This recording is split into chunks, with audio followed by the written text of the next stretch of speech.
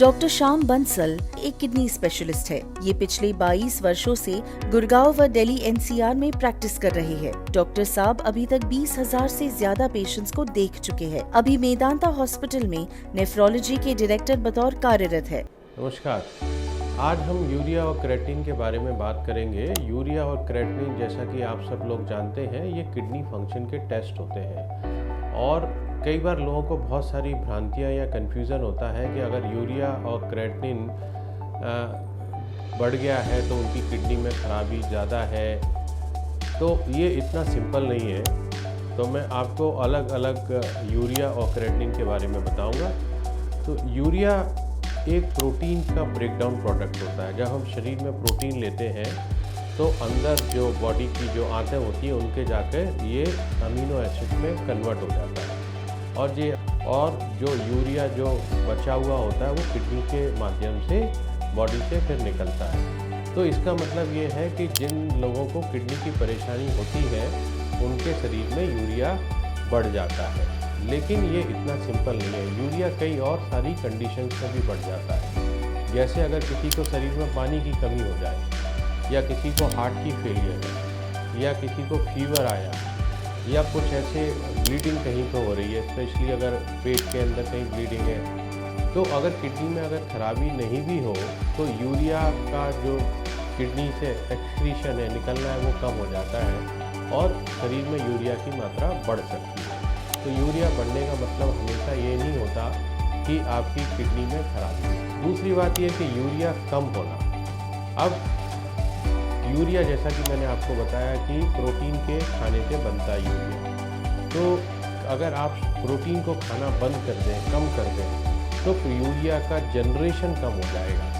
इसका मतलब ये नहीं है कि आपको अगर किडनी की परेशानी है और आपका अगर यूरिया नॉर्मल है बिकॉज आप प्रोटीन कम खा रहे हैं या यूरिया कम है तो आपको किडनी की प्रॉब्लम है। कई बार मैंने ये देखा है कि बहुत सारे लोग जो किडनी की बीमारी से ग्रसित हैं उनको कई जो ऑल्टरनेटिव थेरेपी या आयुर्वेद या होम्योपैथ वाले लोग उनको प्रोटीन खाना बंद करवा देते हैं और यूरिया थोड़े टाइम के लिए ऐसा लगता है कि कम हो गया तो बड़े खुश हो जाते हैं कि हमारी किडनी में सुधार हो रहा है। ऐसा नहीं है।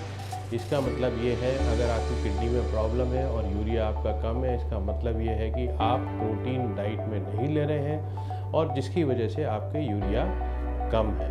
तो ये समझना बहुत ज़रूरी है। अब जैसा मैंने बताया कि यूरिया किडनी फंक्शन का टेस्ट होता है, लेकिन बहुत अच्छा टेस्ट होता है। यूरिया से बेटर टेस्ट किडनी का होता है क्रेटिनिन।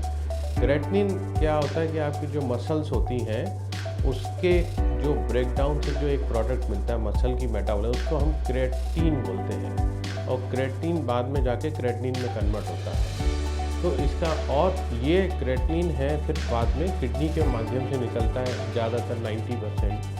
तो जिनको किडनी की प्रॉब्लम होती है उसमें फिर ये क्रेटिनिन की वैल्यू बढ़ने लगती है। तो इसका मतलब क्या है?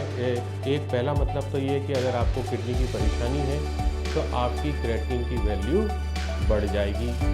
लेकिन इसका दूसरा मतलब ये भी है कि क्रेटिनिन का जो प्रोडक्शन होता है वो मसल से होता है। तो क्रेटिनिन का वैल्यू का मतलब सबके लिए एक जैसा नहीं होता। तो क्रेटिनिन डिपेंड करता है कि अगर किसी का मसल मास कम है, किसी का अगर वेट लॉस हो जाए या किसी की एज ज़्यादा है, अगर एज ज़्यादा होगी क्रेटिनिन का प्रोडक्शन कम होगा, क्रेटिनिन कम हो जाएगा।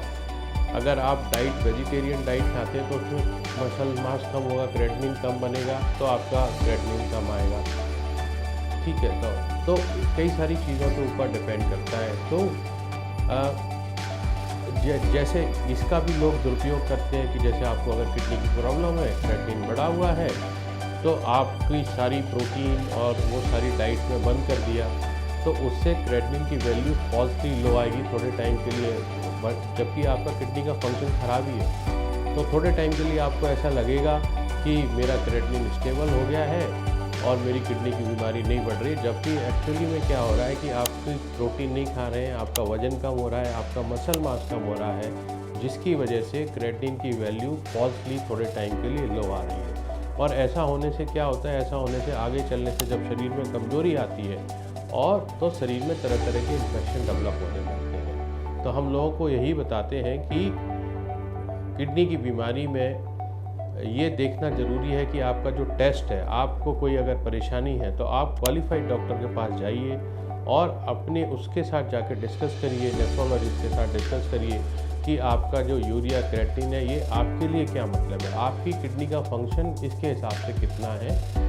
दूसरा प्रॉब्लम यूरिया और क्रिएटिनिन के साथ ये है कि क्रिएटिनिन की वैल्यू तब बढ़ती है जब किडनी में ऑलरेडी 40-50% से ज़्यादा खराबी हो जाए। तो अगर आपकी किडनी में थोड़ी बहुत खराबी है 20%, 30%, 40%, तो क्रिएटिनिन की वैल्यू नॉर्मल रेंज में ही आएगी। तो ये किडनी फंक्शन के टेस्ट है लेकिन बहुत एक्यूरेट टेस्ट नहीं है। तो अगर आपको यूरिन में प्रोटीन आता है या आपको ब्लड प्रेशर है या डायबिटीज है या आपकी फैमिली में किडनी की प्रॉब्लम है, तो आपको अपने एक नेफ्रोलॉजिस्ट या किडनी के डॉक्टर के पास जाके मिलना चाहिए और देखना चाहिए कहीं और कुछ परेशानी तो नहीं। अब इसके अलावा कुछ हम कर सकते हैं जिससे कि हमको ये पता चले कि हमारी किडनी में अगर थोड़ी भी खराबी है तो हमको जल्दी पता चल जाए। तो एक और टेस्ट होता है जिसको हम सिस्टेटिन C बोलते हैं। ये टेस्ट ये होता है कि जिससे कि अगर किसी भी एज से या मसल मास से उससे फ़र्क नहीं पड़ता या जेंडर से या डाइट से इससे फ़र्क नहीं पड़ता। अगर ये सब चीज़ें में वैरायटी भी है, चेंजेस भी है, तो भी अगर आपकी किडनी का फंक्शन कम है तो सिस्टेटिन C बढ़ा हुआ आएगा। लेकिन हम रूटीनली इस टेस्ट को यूजली नहीं करते क्योंकि ये काफ़ी कॉस्टली टेस्ट होता है, बट कभी कभी जब ज़रूरत होती है तो इस टेस्ट को हम कर सकते हैं। धन्यवाद, थैंक यू।